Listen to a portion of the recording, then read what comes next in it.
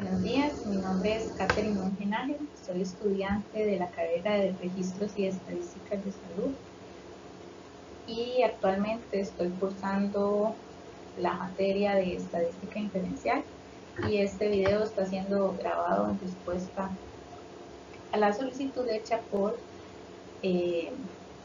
los profesores de la materia que nos indican realizar la exposición de una investigación o una encuesta. En este caso, mi encuesta es la encuesta nacional de hogares hecha por el Instituto Nacional de Estadísticas y Censos. Dicha encuesta tiene una periodicidad anual, ¿verdad? En este caso nosotros tomamos el año del 2019 para realizar lo que es la exposición. En cuanto al objetivo de la encuesta, bueno, es que esta encuesta brinda estadísticas necesarias para el establecimiento de políticas públicas y para la formulación de planes orientados al desarrollo económico y social del país, así como para la evaluación de sus efectos. Es una encuesta que al final nos va a dar resultados muy claros de cómo está la situación económica a nivel país. Para toda encuesta debemos de tener lo que es el diseño de la muestra. En este caso las muestras van a ser las viviendas, ¿verdad? Estos son los instrumentos utilizados para la selección de la muestra de encuesta a viviendas. Con este diseño muestral se puede brindar flexibilidad en las necesidades de segregación que requieren los usuarios y hasta donde los niveles de precisión lo permitan. Además tiene la característica de ser replicado, lo cual posibilita de ser necesario aumentar la muestra en algunos de los estratos con el fin de mejorar la precisión, profundizar o ampliar la capacidad de análisis de algún tema en específico. Este diseño muestral corresponde a un diseño probabilístico de áreas porque las unidades de muestreo son áreas geográficas y las probabilidades de selección de las viviendas están asociadas a esta. Más adelante vamos a ver cómo están divididas estas áreas, área central, área del Caribe, área del Pacífico y demás. También un diseño muestral, ¿verdad?, estratificado, ya que para la distribución de la selección de la muestra se definieron los estratos de niveles antes señalados, y bietápico porque se seleccionaron las unidades de muestreo primarias, ¿verdad?, primero, y después también se seleccionaron lo que fueron las viviendas. Al realizar una encuesta o al decidir realizar una encuesta de esta magnitud, para determinar el tamaño de la muestra de las viviendas se considera la capacidad técnica y presupuestaria del INEC, que es en este caso la institución que la va a desarrollar, y los niveles de precisión obtenidos en las anteriores encuestas en las principales variables de investigación. Es decir, para decidir hacer la encuesta cuántas viviendas se van a encuestar, es necesario ver primero cuánta capacidad tenemos presupuestaria para llevar a cabo todo lo que requiere, ¿verdad?, la contratación de personal y demás, y también todo lo que requiere para llegar a obtener lo que son los resultados de esta encuesta. Podríamos decir que para algunas viviendas, ¿verdad?, podría ser un poco tedioso, un poco cansado que cada año, ya que es una encuesta anual, ¿verdad?, se estén tomando las mismas viviendas para que sean parte de la estadística, ¿verdad? Entonces, precisamente para esto y para disminuir el cansancio de la población entrevistada y los posibles rechazos de la entrevista, de gente que no quiera hacerla, ¿verdad?, se considera un esquema de rotación del 25% de viviendas de la muestra. Esto significa que cada 5 años se renueva completamente la muestra. Para establecer este esquema de rotación también se utilizó un muestreo replicado que consiste en la selección de 4 réplicas independientes semejantes en diseño. Este diseño permite además hacer ajustes en la muestra según lo requieran las necesidades de estimación y precisión en los estratos planteados. O sea, no solo se rotan las viviendas, sino que también se le hacen ciertas modificaciones a los cuestionarios y demás, o a las herramientas para obtener la información, para que sea un poco más dinámico, ¿verdad? Y no caer en hacer lo mismo de siempre todos los años. En esta diapositiva podemos observar que se lleva a cabo en dos etapas. Se seleccionan primero las unidades primarias de la muestra con probabilidad proporcional al tamaño, ¿verdad? Y en la segunda etapa, dentro de cada unidad primaria de la muestra se seleccionan viviendas con probabilidades iguales de selección mediante un muestreo sistemático con arranque aleatorio, ¿verdad?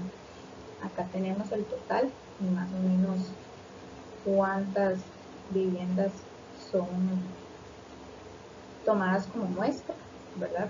En cada área, pero eso también lo vamos a ver más o menos o con más claridad en la etapa de los resultados. Para llevar a cabo dicha encuesta se utilizan dos tipos de cuestionario: cuestionario hogar para cada uno de los hogares de la vivienda, ¿verdad? Pero también se utiliza un cuestionario individual para personas de 12 años o más de edad.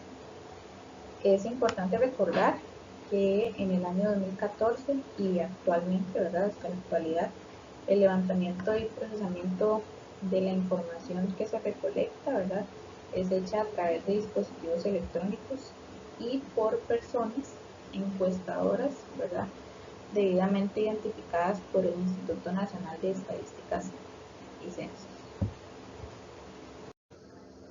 Vamos a ver un poco cómo empieza el proceso de la recolección de datos, ¿verdad? No es algo que empiece inmediato ya en las casas, sino que, bueno, en este caso en el 2019, en el mes de mayo, ¿verdad?, empieza lo que es el curso presencial a oferentes para personal supervisor.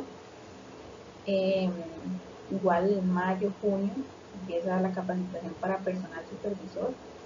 En junio también es el curso presencial, perdón, para la selección de personal entrevistador, ¿verdad? Porque no es solo que la persona va y llena el formulario, la persona debe conocer los cuestionarios, ¿verdad?, que se van a utilizar para evitar ambigüedades y demás, ¿verdad?, a la hora de entrevistar a la persona, o que la persona tenga alguna duda y la persona no sepa cómo responder. En julio, agosto, empieza la ejecución de recolección de datos de campo, que es cuando ya los entrevistadores, ¿verdad?, se apersonan a las viviendas a empezar la recolección de datos. Y también en julio, agosto, empieza la ejecución del procesamiento de la encuesta nacional de hogares, ¿verdad? Y después de ahí ya viene lo que son las publicaciones y demás de los resultados. Para lo que es el procesamiento de datos, tenemos dos procesos. Uno es la codificación y el otro es la validación. En este caso se contaron con 16 personas para realizar dicha labor, 6 para lo que es la codificación y 10 personas para la etapa de validación de la información. En la etapa de la codificación tenemos asignación de las cargas de trabajo, codificación de empresas de cable, internet geográfico de educación, codificación del sector de instituciones, programa de actividad y ocupación, instrucciones generales para la codificación. De esto se encargan los funcionarios que están propiamente encargados ya a nivel de la encuesta. También tenemos la codificación geográfica y de educación, ¿verdad?, que es la información recolectada propiamente de estos dos apartados. La codificación del sector institucional, rama de actividad y ocupación, esto igual de la información recolectada de cada vivienda, y sistema de codificación asistida. Para el proceso de validación, bueno, este se conforma con 5 procedimientos en los que se revisa y depura la información capturada desde el campo en los cuestionarios. El sistema estaba constituido con más de 1.500 inconsistencias programadas para validar la información de las variables que conforman la base de datos. Esos 5 procesos son asignación de las cargas de trabajo, verificación, ¿verdad?, de la información recolectada, depuración de la información, que es eliminar todo ese tipo de inconsistencias, depuración de la información nuevamente, pero ya en este caso como una revisión final ¿verdad? Ya habiendo quitado esas inconsistencias, y chequeo de inconsistencias por parte del personal, ¿verdad? Que es como un ya chequeo final. Eh, en sí la validación lo que quiere o lo que tiene como objetivo es mostrar la información de la manera más clara y más precisa posible. En cuanto a los resultados obtenidos de la encuesta, ¿verdad? Pudimos observar que desde el 2012 la pobreza se mantiene estancada, ronda por encima del 20%. De hecho, en la diapositiva podemos observar que como resultado de esta encuesta, ¿verdad? Para el 2019, el nivel de pobreza estaba en un 21%.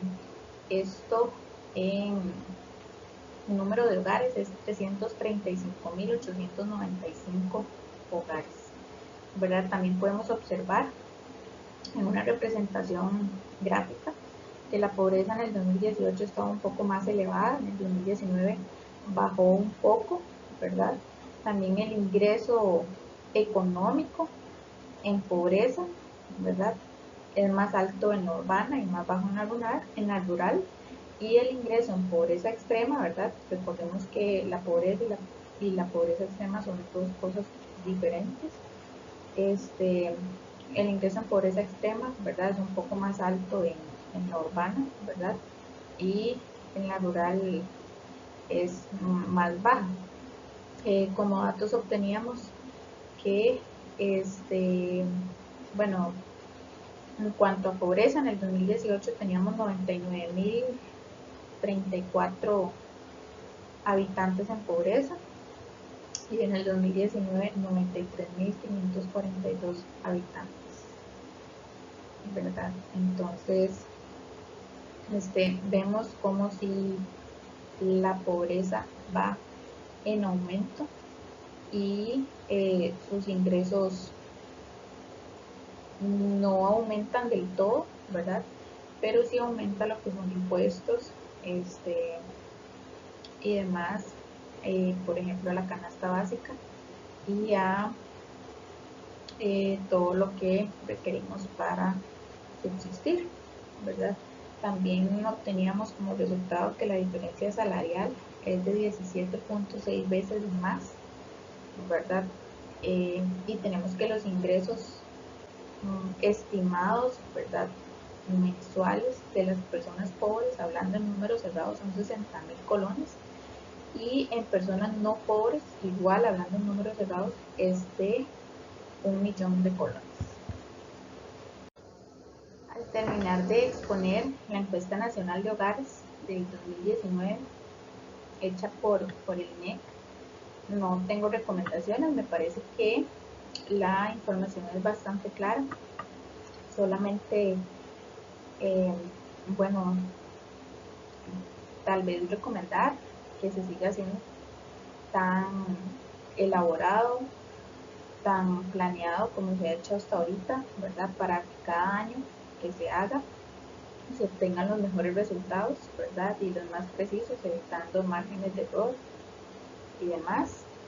También como sugerencia podrían trabajar de la mano con los ATAPs, que ellos trabajan en las áreas de salud, ¿verdad?